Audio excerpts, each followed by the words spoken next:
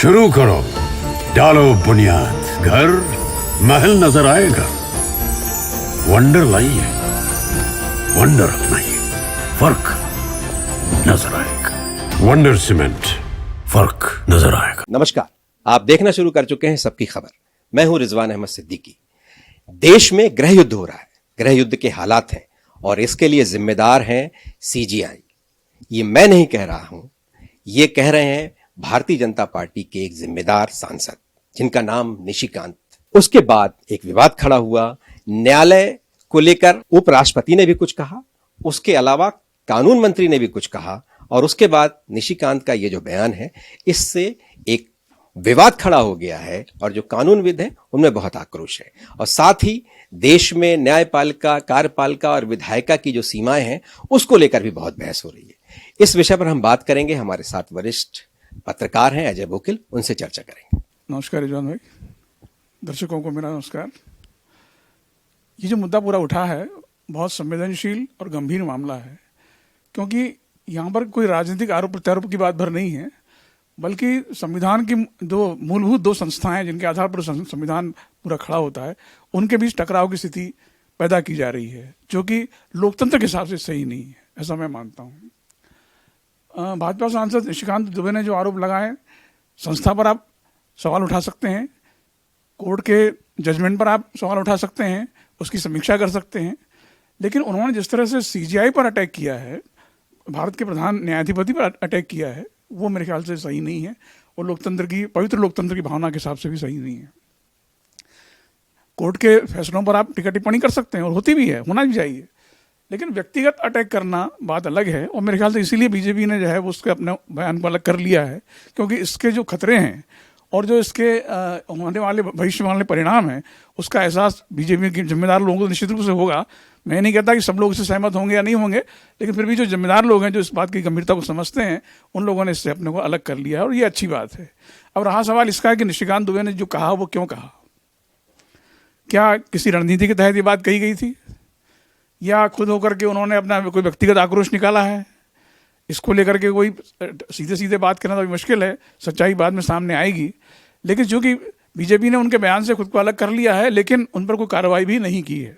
उनका एक बयान है कि देश में गृह युद्ध हो रहा है, तो क्या गृह युद्ध हो रहा है देश में इस तरह से आपको लगता है? नहीं, ये अतिरेक है किसी बात का। भाई ठीक है, वक्फ बोर्ड कानून पर सुप्रीम कोर्ट ने जो भी इंटरिम रिलीफ देने की कोशिश की, बल्कि कुछ लोगों ने उसको इंटरिम ऑर्डर कहा है, रिलीफ भी नहीं कहा है, तो कोर्ट का अपना विवेक है, वो उसको किस तरह डील करता है।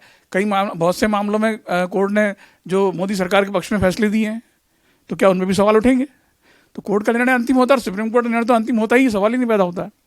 तो कोर्ट को सवाल करने का अधिकार तो है, आप इससे कैसे इनकार सकते हो? प्रश्न ही करेगा वो। अब दूसरी बात है कि 5 तारीख को फैसला आएगा, आगे फैसला क्या आता है, पक्ष में आता है विपक्ष में आता है, वो अलग बात है, लेकिन उसके पहले ही अगर जुडिशरी पे अटैक होगा तो मेरे ख्याल से ये सही नहीं है।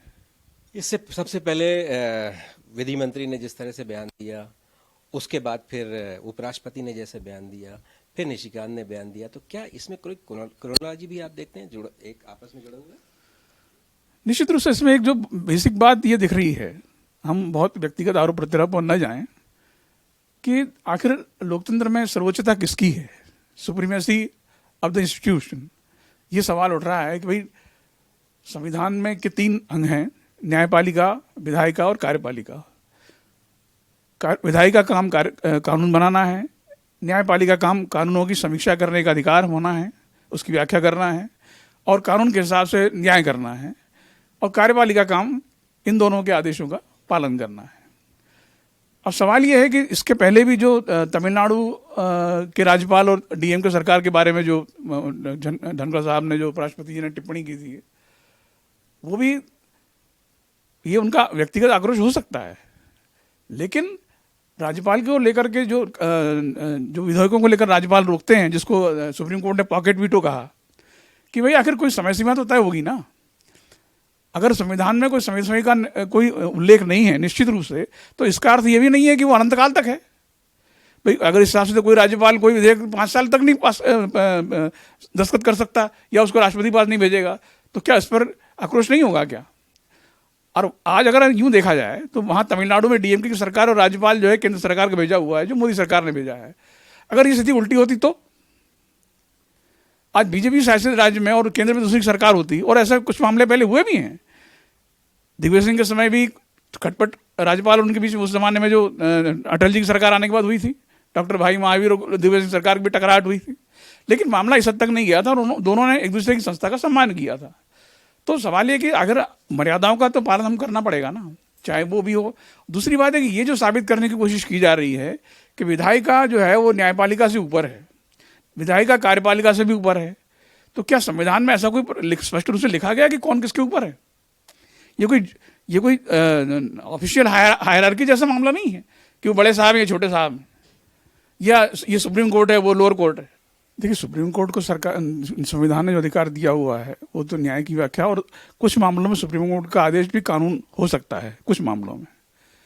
और ये तो नहीं कोई भी सुप्रीम कोर्ट के अधिकार है कि वो जरूरत पड़े तो टोके, क्योंकि वो न्यायपालिका का प्रतिनिधि है, और न्यायपालिका ही खत्म कर दी जाएगी, उसका अधिकार कम कर दी जाएगी, तो फिर आखिर जो साधारण नागरिक जाएगा कहाँ?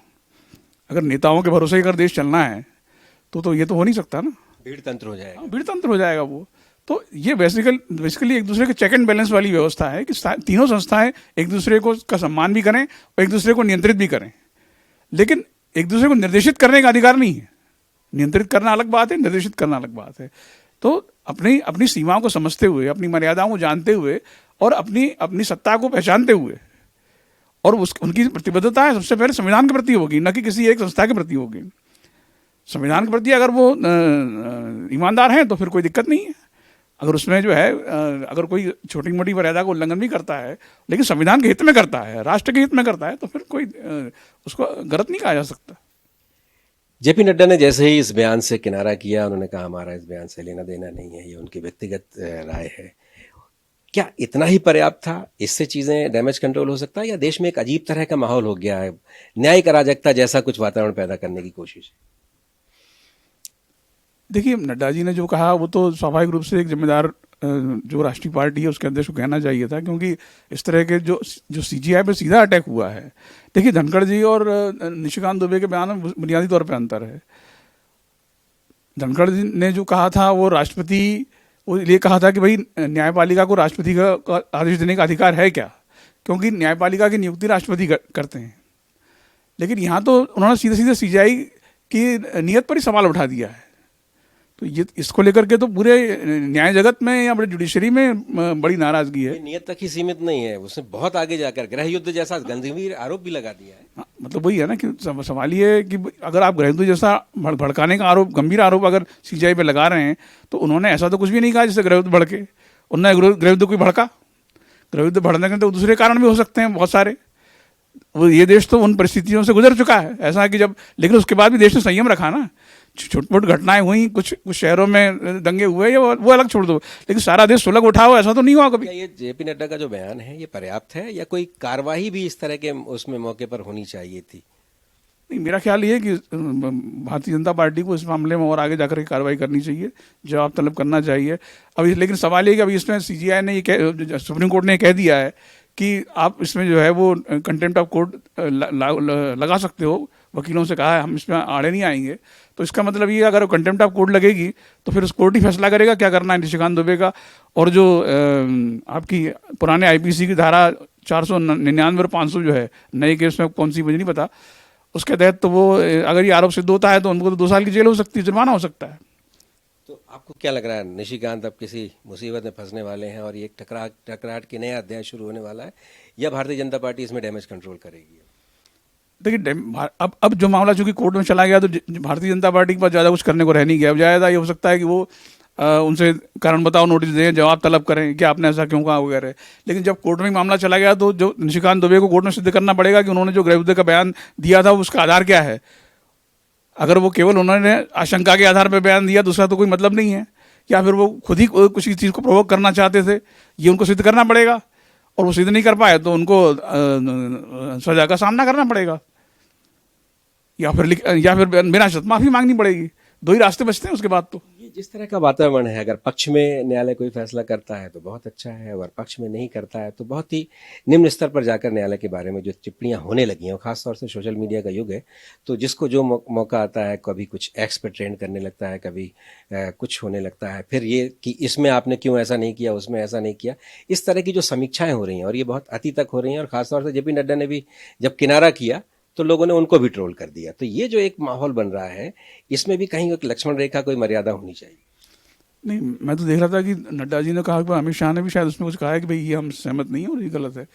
तो पार्टी निश्चित रूप से बेवजह कानूनी पचड़े में नहीं उलझना चाहेगी, उलझना चाहिए भी नहीं।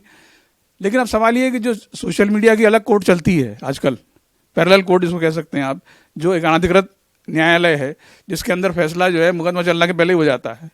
आपकी मनमर्जी, आप जिसके बारे में जैसा चाहो, अपने को जो सूट करे, अपनी विचार के अनुसार, अपनी मर्जी के अनुसार, अपनी सुविधा के अनुसार आप जो कहना चाहो तो कह सकते हैं।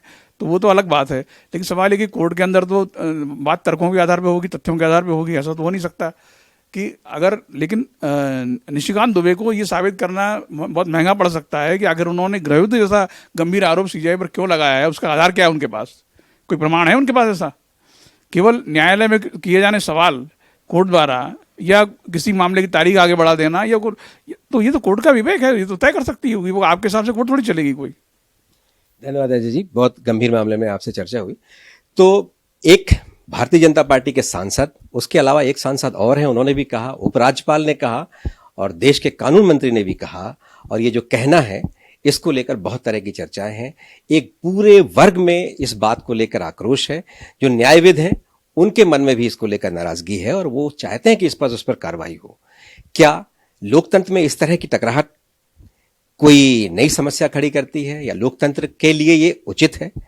न्यायालय का क्या रुख रहता है निशिकांत को लेकर? न्यायालय में जिस तरह की अवमानना उन पर का मुकदमा चलने की जो तैयारी हो रही है, उसको देखकर भी, उसको भी लेकर तरह तरह की चर्चा। और लगता है निशिकांत ये बयान देकर, अक्सर वो बयान देते हैं, बहुत सुर्खियों में रहते हैं, किसी को भी आड़े हाथ ले लेते हैं, और लेकिन इस बार क्या उनका ये बयान उन्हें बहुत भारी पड़ने वाला है? भारतीय जनता पार्टी ने उन पर जो कार्रवाई की है, क्या वो पर्याप्त है? ऐसी बहुत सी चर्चाएं हो रही हैं।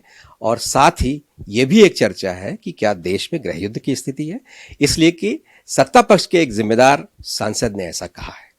हमारे इस कार्यक्रम में बस इतना ही। ये आपको कैसा लगा, इस पर आप अपनी प्रतिक्रिया जरूर दीजिएगा। इसे शेयर कीजिए, लाइक कीजिए। धन्यवाद।